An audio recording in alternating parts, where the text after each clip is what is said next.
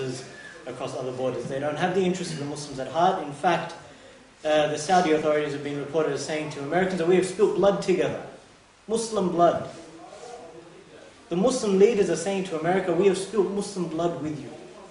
These are the caliber of our leaders. And this is what these cables have come to show. And the last news piece for today is another one that exposes the nature of the Muslim world, really. It's about Christmas. Okay, why the Muslim world and Christmas? It's because Abu Dhabi has erected the world's largest Christmas tree.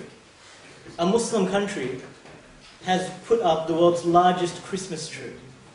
The tree itself cost over $10,000. The tree itself cost over 10,000. The adornments on the tree made it cost over $11 million. $11 million. They had 181 jewels and diamonds on that tree. Now this is a Muslim country. They don't even celebrate Christmas. Yet they're putting up an $11 million Christmas tree. The general manager of the hotel where it's at had said that it's a very liberal country. They let us do what we want. The leaders of the country will let us do what we want.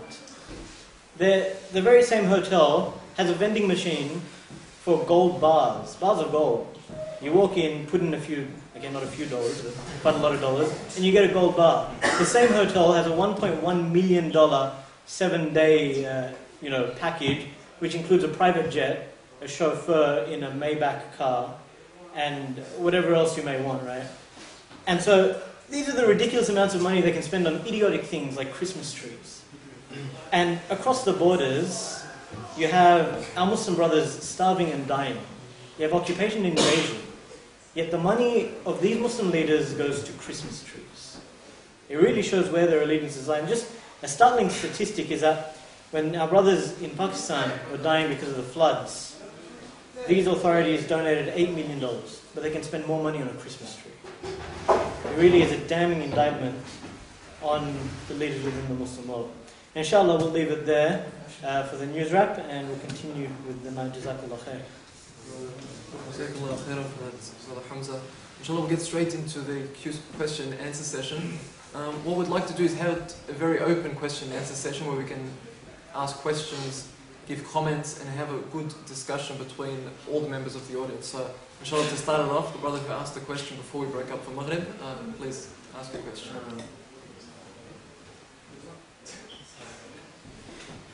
Unless you'd like to ask it later. Society, like how do we play the role, not only on individual, the topic individualism and society. Yep. How do we put more towards society? How do we increase, contribute towards society, like in order, like not to always play the role of ourselves in our everyday lives, like the system that we play. How do we contribute to society? Again, just as the brother said, it's an open thing, so anyone can feel free to, in an orderly fashion, comment, answer questions, inshallah. But it's a very good question, inshallah. So, how can we? It's one thing to say we need to address that collective reality, but we need to be precise in what we mean. Yeah. So it's move away from vagueness and be a bit more specific.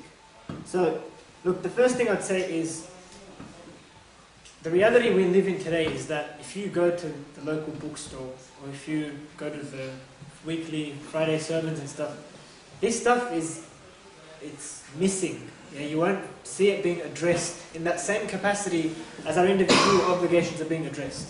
So you won't find the local bookstores, you will, with the odd exception, but by and large there's a void there. That information is not being discussed as much as it should be. Those books are not being written. Those books are not being made available. Those sermons are not being delivered on these topics as much as they need to. So I can understand where that question is coming from. But I'd say again that when we talk about this reality, we need to look back to the Prophet ﷺ and his method and what he engaged himself in. If we want specificity, we need to return to Rasulullah ﷺ. And we look, and what we find in the Rasulullah ﷺ's method is that there were certain stages to his method. And from amongst these stages, we see on a day-to-day level, what did he do? If you return to our example of, just return to the example of Rasulullah ﷺ receiving revelation. It's like it dawns upon you, if you want to make the analogy, what Islam is about. It dawns to someone converts, they realize what Islam is about. Yeah, all those precepts and legislation is now applicable unto them. So, what did Rasulullah ﷺ do? There was, as we said, he received revelation, he returned home to his wife, he was shivering, he was told to uncover, remove the cover from himself and warn society. He was told to engage in a form of private culturing with the Muslims, to inform each other, to educate each other about Islam. But he was also told after that, in a famous verse in the Quran, فَاسْدَعْ بِمَا تُؤْمَرُ وَأَعْرِضْ عَنِ الْمُشْرِكِينَ. He was told to proclaim this openly. Yeah, so there has to be, and also, it's not just specific to certain, in fact scholars on the whole acknowledge the division of Rasulullah's life, the seerah, into certain stages. And you see that his da'wah, it embodied certain realities, that there was a closed education or culturing, where the Sahaba were told what Islam is about. They were led in nightly prayers to instill confidence in them. They were told about the aqidah of Islam, and so on and so forth. But they also engaged in a collective work, where they took these ideas, because Islam didn't just come to fit comfortably within Mecca. And a good example to illustrate the difference between challenging ideas in Mecca would be Rasulullah ﷺ on one hand, and Waraqah ibn Nufayl, who was a Christian monk, on another hand.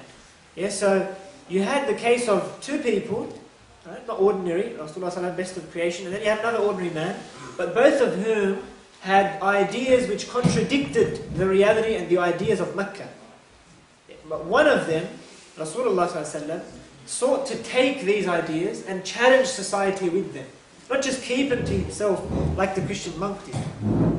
Yeah, and so one, as the Christian monk himself said, was driven out of society because of this challenge, and one was allowed to remain within society.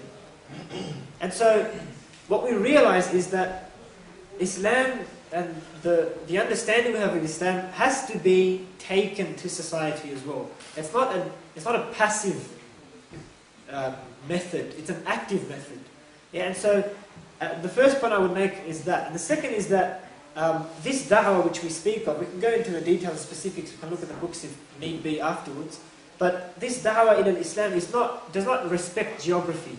And so wherever we live, it does not respect geography. So regardless of our geography, we will look back to Rasulullah ﷺ's method. Yeah, and by the very fact, now the first point I'd make is that in the Muslim world, this is where the majority of the work has to lie. So when we started off the discussion, we said the Muslim world faces X, Y, Z problems. Yeah, and that is where the real work has to lie. But the work where we live is complementary to this. So Muslims live in the West, and Muslims face certain realities in the West, and we need to address these. And so the Muslims that exist here, the Islamic method of the da'wah automatically applies to them. Yeah, so you need to look back to Rasulullah's method. There's a number of things you can do. Yeah, so if I don't know if you're aware of it, yeah, but there are initiatives, and you find this, it's not strange on the part of the government, the Western governments, to wage war on Islam, whether it's military or economic or intellectual. But in the West, there is a very strong war on Islam, very strong war, where they challenge the niqab on one instance, they'll challenge the Quran on one instance, they'll challenge the sovereignty on one instance. I'm part, and our brothers in this room are part of a key program in Bachelor of Arts at university, where they teach us Islam, but a very warped version of Islam, where they'll question jihad one day, or they question riba another day. It's institutionalized. So they have this there, and they challenge Islam. So you as a Muslim, right, would respond to this.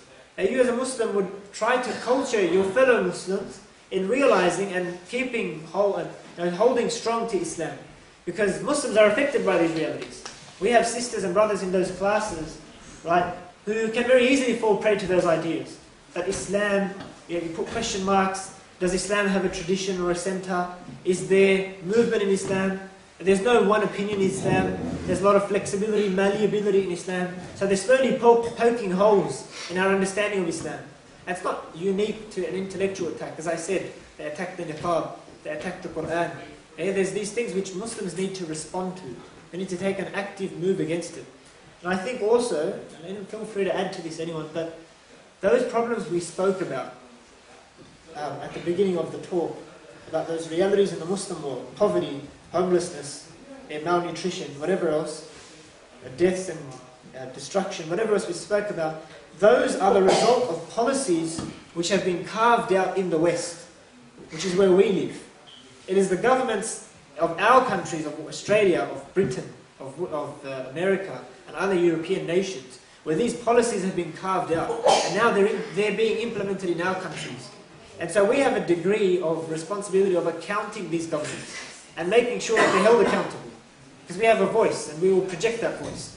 And we will be the voice of those who are voiceless in the Muslim world. Yeah, and we have certain features available to us that Muslims don't have. But we can't take this for granted, the opportunity to stand up and be heard. It's not something we should take for granted. It's not something they find very easily in the Muslim world. And so we can use this to our advantage. And there's just some things we can do, but inshallah we'll take this further. Just an extension to what you were saying in response to the question. Again, if we look back to the life of the Prophet ﷺ, he realised that, and all the prophets, if you want to look at all the prophets, they realised that when they were ordered to change societies, right, they came as one prophet, as an individual, right, but they realised that they couldn't do this on their own. So they went about winning maybe some of the influential people of the society to their call and establish a group of men in order to go and challenge society, because they couldn't do it on their own. And so that's when you'll see he went back to his wife, he went to Abu Bakr, he went to Ali. Some of the men that were around him, because it was a big task to challenge society, to change society, you need men, you need people, you need resources. And so the Prophet ﷺ went about doing that, but he kept it secret until he was able to collect that first circle. And from there, he cultured them, okay, he cultured this band of people, a group of men, and then with that group, they went out, as a group, as a collective. Because as an individual, they shut him down. But when they came out as a group, they became a threat. Right? And so we seek to do the same today. Okay? We collect ourselves with a methodology, with understanding, the way of the Prophet ﷺ, and we go out in society as a group. And this is a command from Allah subhanahu wa ta'ala in the Quran, that let there arise from among you, from among Muslims. We're a big diverse community. We have the old, we have the weak, we have the poor, we have some hypocrites from amongst us. So Allah subhanahu wa ta'ala commands the Muslims from among you, let there arise groups, challenging, calling, enjoining the good, forbidding the evil. And they will be the successful ones. So as Muslims, I think our job is to go out and to seek to study these groups that are out there, because there are many groups out there, to find out what is their way of changing society. What is their way? And whichever way we are convinced of, Islamically, and we see that a calling to the nearest way of the Prophet ﷺ, then we should be part of these groups and work as a collective, because as individuals we can't do nothing. Really. We can't affect anything. This was the method of all the prophets. And that's why Allah subhanahu wa ta'ala referred to the companions as Sahaba, as Hizbullah, not Hizbullah as we know, but Hizbullah, and He was pleased with them, and they were pleased with Allah, and they were the successful ones, right? The Sahaba as a group. And I think that's a very important point, that we join ourselves with these movements that are working for these changes.